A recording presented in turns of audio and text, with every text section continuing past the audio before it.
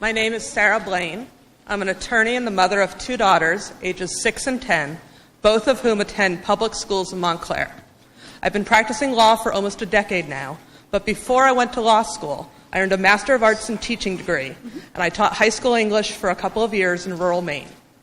Over the past year, as I saw the changes in my older daughter's curriculum, I began looking into the Common Core state standards and the effects they were having on our kids' schools. As part of that inquiry, I also began looking at the new tests to measure our kids' achievements, the Parcc tests. The more I learned, the more concerned I grew. I began writing about my concerns on a personal blog, Parenting the Core, and quite a few of my pieces, including one this morning, have been picked up by the Washington Post's answer sheet. I stand here today to tell you that the Parcc tests are not going to improve education or help our students. What it all really comes down to is a matter of trust. That's what a lot of this debate really boils down to. Trust, and where our opinions and plans for public education diverge, who we, as parents, can trust to have our kids' best interests at heart. Do we trust our children's teachers and principals, the people we can hold accountable on a personal level by looking them in the eyes and raising our concerns? And on a policy level, we can also hold them accountable by bringing any concerns we may have to our democratically constituted school boards who are elected to deal solely with education issues. Or do we trust federal and state bureaucrats who are accountable to a broad swath of voters for far more than just education policy, and therefore, as a practical matter, outsource a great deal of their educational policy setting to private corporations, such as Pearson, which sells curricula and designs tests, all to benefit its own bottom line? In an ideal world, we could trust both, but unfortunately our world is far from ideal. I, for one, start out more skeptical of the for-profit corporation than of our local teachers, principals, and school boards. I was recently engaged in a discussion about the Common Core and Parcc with a parent who is a strong proponent. He shared a little bit of his story, which illustrated the trust issue for me. In short, his oldest child began education at a private school. The parents eventually learned that their child was lagging far behind his peers in the public schools and moved the child to the public schools. But because those parents' trust was broken early on by that private school experience, they've become huge proponents of testing to ensure that they receive up-to-date information regarding their child's progress. I hear and I can relate to those concerns. I think any parent can, although of course I find it ironic that it was a private school's failure that triggered them. My take, however, is different. As a parent, I start the school year each year trusting my children's teachers. Now, that doesn't mean that such trust can't be eroded over the course of an academic year. But over the years, in preschool and then in our public schools, of the 15 classroom teachers my kids have had, I've come across exactly one teacher who broke that trust. That's not perfect, but those are still pretty good odds. So I'm willing to trust our schools and our teachers with our kids and to trust that they have our kids' best interests at heart. If I find my trust misplaced, I'm confident I can go up our chain of command to remedy the issues. What those parents I told you about, whose trust in schools was broken by a bad private school experience, have effectively done is to substitute trust in their children's teachers for trust in a test, under the mistaken belief that a test will ensure real accountability. And perhaps in a world where the tests were trustworthy, there'd be no harm in trusting the tests. But unfortunately, given my inquiry into the Parcc tests, I think those parents are going to discover that their trust in the Parcc is at least as misplaced as their earlier trust in their child's private school. The Parcc Consortium recently published its sample performance-based assessments, and I had a chance this morning to take a look at them. I have a 4th grader, so I was looking at the 4th grade PBA math assessment. Here's the sample question. Gian's family sells honey from beehives. They collect 3,311 ounces of honey from the beehives this season. They will use the honey to completely fill 4-ounce jars or 6-ounce jars. Gian's family will sell 4-ounce jars for $5 each or 6-ounce jars for $8 each. Gian says that if they use only 4-ounce jars, they could make $4,140 because 3,111 divided by 4 equals 827 remainder 3. That rounds up to 828, and 828 multiplied by 5 is 4,140. Part A. Explain the error that Gian made when finding the amount of money his family could make if they used only 4-ounce jars. Enter your explanation in the space provided. Take a moment. Can you tell me the error?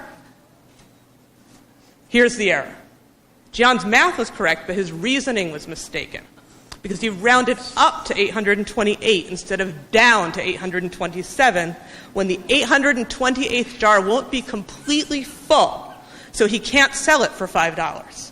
So since his family can only sell 827 full jars of honey, the answer should have been 827 times $5 per jar is $4,135. This is for fourth graders, 9-year-olds and 10-year-olds. And what is this question really testing? Is it, as the Parcc proponents would state, testing whether kids really understand remainders and have the higher order thinking skills necessary to pick up on the trick in that question? Or is it, as is obvious to any parent of a fourth grader, testing whether our 9 and 10-year-olds are A, picking up on the word completely, i.e. it's testing reading comprehension, or B, testing whether our kids have the life and business savvy to make the connection under the pressure of a high-stakes test that in this one case, they should be ignoring the remainder instead of rounding to the nearest whole number. My concern is compounded by the emphasis the fourth grade Common Core standards and the Pearson produced Envision's math curriculum purportedly aligned to those standards places on estimating, rounding, and reasonableness. This is a copy of one of my daughter's Envision math workbooks. I'll do my best. Yes. Sure. The flag pages are all pages that ask the kids to rely on estimating, rounding, or reasonableness to arrive at their answers. It's not every page, but as you can see, the emphasis on those skills, which I'm not denigrating, is heavy. Given that emphasis, not only does this become a trick question, but the kids themselves are already primed to miss the trick by the emphasis their standards and curricula place on estimating, rounding, and reasonableness. Trick and other unfair questions like this are endemic throughout the Parcc practice tests I've reviewed. I'll tell you, you can read about the English language arts tests. I've already emailed you about those. Okay? But one trend I'm sure you're aware of across the state is that many of our high schools have been eliminating midterms and finals to make room for Parcc. The ambiguity of these essay prompts and unfair math questions illustrates why eliminating local, teacher-created tests, midterms, and finals in favor of standardized tests is a bad idea. All teachers make mistakes, both in inadvertently drafting ambiguous questions and incorrectly grading answers, but kids are savvy and they can challenge their teachers on those mistakes when they can walk up to them and have a conversation. Pearson and Parcc, however, are accountable to no one. Our teachers won't even be allowed to look at, much less discuss, the Parcc tests. They won't see the kids' results on a question-by-question basis or where they might have been tripped up by a trick. So there will be no one to tell us which questions were unfair, ambiguous, or otherwise problematic. That is, there's no accountability for Pearson. And as I've discovered this year, there is no question that even the Pearson materials, be they the Parcc practice tests or Envisions, that we do have access to, have plenty of mistakes. If the stakes for these tests were low and the time they sucked away from real teaching was minimal, then I doubt that the outcry would be so intense. Instead, however, these are tests that even this year, unproven as they are, will make up 10% of classroom teachers' evaluations. And they will continue to take on an increasingly central role in evaluating our teachers, schools, and children. Not surprisingly, for those kids who don't make the cut, Pearson now also controls the GED test. I urge you to carefully review the Parcc sample tests yourselves, keeping in mind the age level of the students who are intended to take them. Please recommend to the governor that we join the dozen or more other states, including most recently Mississippi, in rejecting the Parcc as a valid means of assessing our kids. New Jersey's kids deserve better. Our New Jersey teachers and principals are accountable to our local communities. Where individual districts have ongoing problems with ensuring educational equity, the state can step in through its quality review system to address those problems on a case-by-case, district-by-district basis. But the Parcc test is setting up a narrative that all of our schools are failing. After spending significant time reviewing what's happening in our schools and what's contained on a for-profit corporation's Parcc tests, I, for one, am confident that the problem is with the test and not with our kids, our teachers, or our schools. Thank you. Marlene Burton and Beth O'Donnell Fisher.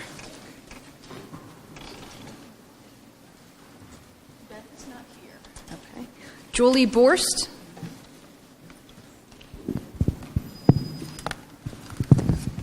Erica Dubois.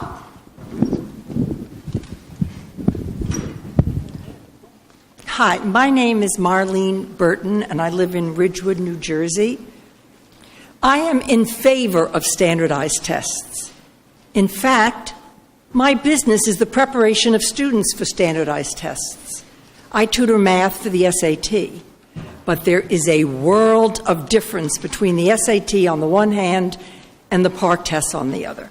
For one thing, the SAT is voluntary. Ideally, a student only takes the exam once. He may not even have to take it at all, because there are hundreds of colleges, some very selective, that do not require the SAT. The Parcc, on the other hand, is mandatory. Students in grades 3, 4, 5, 6, 7, 8, and again in high school at numerous times are required to take these exams. The SAT takes 3 hours and is taken on paper using a pencil. The Parcc takes 9, 10, 11 hours each year and is computer-based, requiring that students drag, drop, and click at the right times, even though they're as young as 8 years old. Expensive computers, huge bandwidth, and lots of dedicated space are needed to administer these tests. The necessity for dedicated space will cause the libraries in the elementary schools in my area to be closed for the months of March and May to accommodate the testing. Disruption of the smooth functioning of our schools is expected. Time and energy are being expended to deal with what is expected to be a difficult time for everyone. Meanwhile, precious instructional time is being lost. Time that could be used for poetry, science, or social studies, wasted on computer-based testing logistics. In contrast, the SAT is given on a weekend and does not impact the operation of the schools. The purpose of the SAT is clear: admission to college. The results of the test are available 2.5 weeks after the test is given, and the test itself frequently is available to students and their parents. The purpose of the Parcc is less clear. Some highly placed officials in the New Jersey Department of Education say that the purpose is diagnostic. Others say it is not diagnostic. The results from the 2 months of testing will not be available until winter 2016, so I'm told. Teachers and parents will not be able to see the test at all. Meanwhile, the students will have moved on to the next grade. Some say the purpose of the test is to grade teachers in schools, but we in the community know who the good teachers are, even the grandparents. And we are living in Ridgewood because we believe the schools are good. Schools that are not doing well don't need measurement as much as they need assistance, additional funding, and in some places simply heat in the winter and textbooks. The Common Core standards are developmentally inappropriate, badly worded, and ambiguous. Without the tests, teachers would simply choose to teach to those standards that made sense to them. But because of the tests, teachers must teach all the standards, even the ones that make no sense. This requires an enormous expenditure of time and effort teaching material that is not right for children. There is a growing clamoring for this madness to stop. There is not a high-performing, industrialized country on this planet that subjects its children to even a tiny fraction of the standardized testing that we in the United States do. And to add insult to injury, we, the taxpayers, are footing the bill for this outrage. To continue with my comparison, the SAT has a well-deserved reputation for high quality. The Parcc, to the contrary, is infamous for its low quality and the questionable business practices of Pearson Publishing. Unpopular as the SAT is, the Parcc will prove to be vastly more unpopular. In New York, which is 2 years ahead of us, it is abhorred by tens of thousands of parents and their children. Some school superintendents, principals, and teachers are in open revolt. It has been called institutionalized child abuse. We can expect the same fate in New Jersey unless we do something to stop this train wreck. Why are we doing this? Who are the financial beneficiaries of this debacle? We, the people, want out of the Parcc. Now, you asked for a recommendation. How about grade span testing? Bill Clinton mentioned that fairly recently. Say an hour in third grade, an hour in eighth grade, maybe 2 hours in eighth grade, but certainly not more than that. Thank you very much. Erica Dubois. No, Julie Borst. Okay. Good afternoon. Sorry. My name is Julie Borst. I'm a resident of Allendale in Bergen County and the parent of a special needs student who is currently a sophomore in an out-of-district placement at Parcc Hills in Montvale. I am co-founder of the Allendale Parents of Children with Special Needs. I am an organizer for both Save Our Schools New Jersey and United Opt-Out New Jersey, a member of Ridgewood Cares About Schools, and a member of New Jersey BATS. My comments today are my own. I am here to discuss the impact of standardized testing on students with disabilities. With the recent announcement of the Parcc exams as one of many graduation requirements, the New Jersey Department of Education has a responsibility to our most vulnerable students to provide an alternate path to graduation. The choice between Parcc, SAT, and ACT is not an actual choice for students who are not performing at or near grade level. Parcc will not help parents or teachers, quote, know unequivocally whether they are on target and on time for college and careers, unquote. Only their teachers know what and how to teach. Only their teachers know how much progress their students have actually made over the course of a school year. No standardized tests will do this. If you believe that, you have been grossly misled. Now, the issue of refusal. The continued mincing of words, there is no opt-out available in New Jersey, is causing confusion for parents who are new to this process. The statement is incredibly misleading. The proper language is refuse. No parent should have to be faced with understanding that nuance when their intent is perfectly clear. When a parent chooses to exercise their 14th Amendment rights, districts, the New Jersey Department of Education, and the New Jersey Board of Education should be supporting that decision, not having a play with words. I urge you to consider the appropriateness of standardized testing for these students. Is it appropriate to subject a student who is educationally operating at a 5th grade level to take a 10th grade test? If that question were asked about a 5th grade student being required to take a 10th grade test, everyone would laugh and say it's unthinkable.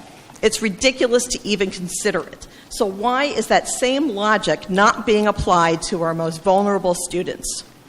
Then there is the absurdity of the Parcc accommodations for students with disabilities, which states, and I quote, because a student's disability may affect how well he or she does on a test, accommodations can be used to overcome or cancel the effects of a disability. Did you get that? Someone out there actually believes that a few accommodations are going to erase the effects of a disability. It's statements like this that make it impossible to take Parcc seriously. Now, let's presume there's no way out for students with disabilities taking Parcc in order to get a diploma. Then what? As a parent, my goal is to get my daughter as prepared as possible to enter the adult world as a functioning member of society. No standardized test is going to help her become that student, that person, especially if there is no way for her to earn a diploma, the bare minimum required to get a job. There must be alternatives for Parcc and for graduation requirements. They must be offered in a timely and concise manner, as now this affects this year's juniors. Any alternatives, like portfolios, must be done in such a way to not overtax teachers' time. As of today, January 28th, 2015, there has been no guidance to special services teams on portfolios. We're already 5 months into this school year, and this is unacceptable. There must be guidance on these issues, and soon. And lastly, I have a question for everyone on the commission. I respectfully ask if any of you are a member of any other group related specifically to Parcc. Do any of these groups take a position either for or against it? And if so, what steps are you taking to prevent conflicts of interest, and how will you maintain objectivity? Thank you for your time.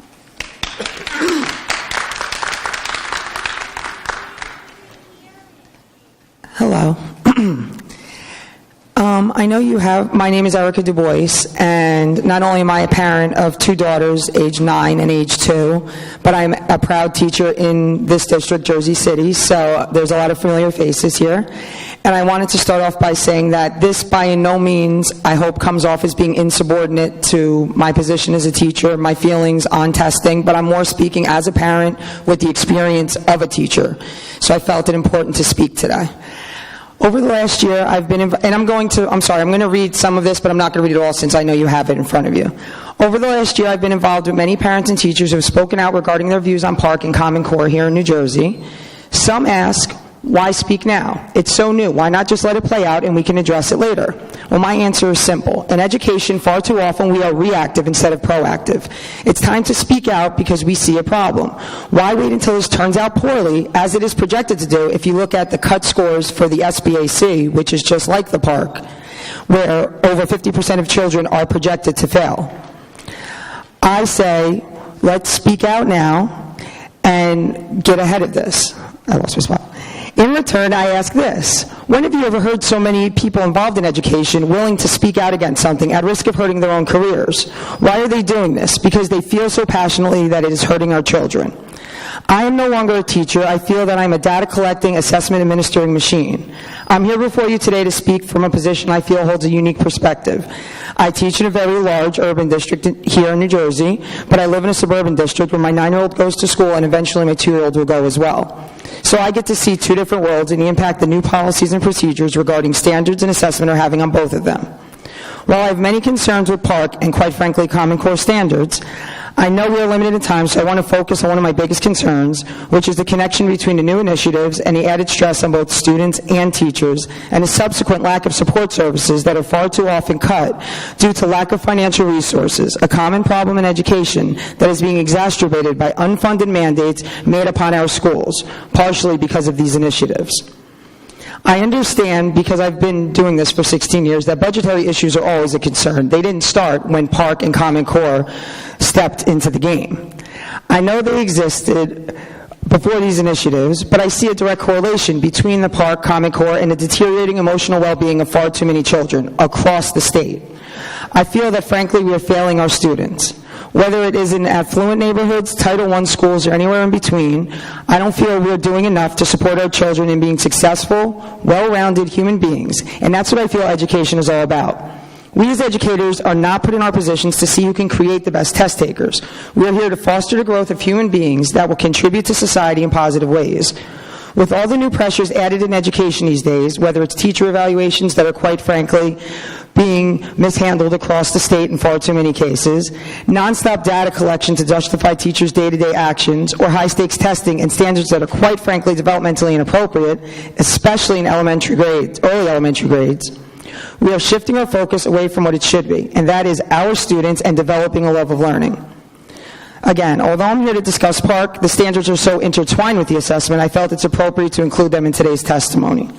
Beginning in kindergarten, we are requiring students to do things that many feel they are not ready or developmentally ready for. I've attached with my testimony documentation from a doctor who knows far more than me regarding child development and brain development, Dr. Megan Koshnick. I hope I'm pronouncing her name right, but she's not here today, so she won't know. And I've also attached, which I found very interesting, the Joint Statement of Early Childhood Health and Education Professionals on Common Core Standards Initiative. And I'm just going to read the first paragraph. They said, and I quote, "We have grave concerns about the core standards for young children now being written for the National Governors Association and the Council Chief of School Officers. The draft standards made public in January conflict with compelling new research in cognitive science, neuroscience, child development, and early childhood education about how young children learn, what they need to learn, and how best to teach them in kindergarten and early grades." Now, granted, this was put out a few years back, so there could have been adjustments made, but from a lot of experts that I've been reading, they feel the same way, that in early elementary grades, we're expecting far too much at far too young an age. I've been teaching elementary school for 16 years and been a mother for almost 10. And I see it on a day-to-day basis across the state. Of course, there are always outliers in any situation, children that might be able to reach these new bars. But overall, doing this damages our children's self-esteem and their desire to learn. I am now experiencing a world where I'm supposed to, on a weekly basis, assess 5-year-olds on whether or not they are college and career ready. Why? To prepare them for Parcc. Proponents of Parcc and Common Core stake their claim in the message that these initiatives are the best way to develop critical thinkers because of their, quote, rigor, close quote, when ironically the system they're trying to put in place does the exact opposite of what it claims to do. But there's so much money on their side, they can sell their fraudulent vision so much easier than those of us who really have our children's best interest in mind. The material we're expecting 5-year-olds to utilize is beyond ridiculous in my humble opinion as a mother and a teacher. A good teacher doesn't need convoluted questions and developmentally inappropriate standards to, quote, challenge their students. A good teacher challenges their students because it is the right thing to do, and they can challenge them within the parameters of the standards and assessments we had prior to these new initiatives. Unfortunately, we are no longer developing free-thinking, creative children. We are using materials and teaching to test to create robotic test-taking entities. It's beyond upsetting to see how much time is being dedicated throughout the country on test prep and testing. Things such as social studies, the arts, music, and sports are being thrown at the wayside, either due to time constraints because of test prep or lack of funding. These are crucial in providing much-needed outlets for so many of our students, yet we are taking them away at an alarming rate. I'm going to skip ahead and try to make a couple points because I know my time's almost up. Oh, is that it? Oh, okay. Okay, thank you. All of this lost teaching time and the time spent in high-stress testing environments, prepping for a test that many experts and educators feel is full of convoluted questions with multiple possibilities for correct answers, making the test itself invalid as an assessment tool, seems like we're going down the wrong path. All of this when we know that standardized tests reflect more on a child's socioeconomic status than anything that happens in the classroom. I worry that if we continue along this path, we will not only damage a generation of children and squelch their love of learning, but we will push great teachers out of schools who need them the most by setting ridiculously unattainable goals and driving them away due to the fact that day in and day out, we're expecting teachers to do things that we see right in front of our eyes are damaging our kids. It's beyond me why we are seemingly setting our kids up to fail. The only reason I can see for that failure is lucrative to some, to the entities outside of this room, and outside of the classroom, creating the standards, the curriculum, and the assessment forced upon those inside the classroom, those with the most knowledge, but unfortunately, the least input. And I wanted to also make a point that teachers now, especially in New Jersey, but in other states, are heavily evaluated on their ability to differentiate instruction, yet we're also heavily evaluated on the ability to get our children to pass a standardized test. So it seems hypocritical to me, and I'm kind of at a loss for how to do that as an educator. So again, I am a parent, I am a teacher, I've written a refusal letter for my daughter where I live. I don't speak about it where I teach because I don't think it's a professional thing to do, and yet my kids are in kindergarten, so it doesn't apply to them. But I just wanted to cover all bases, and thank you for taking the time, and have a great day.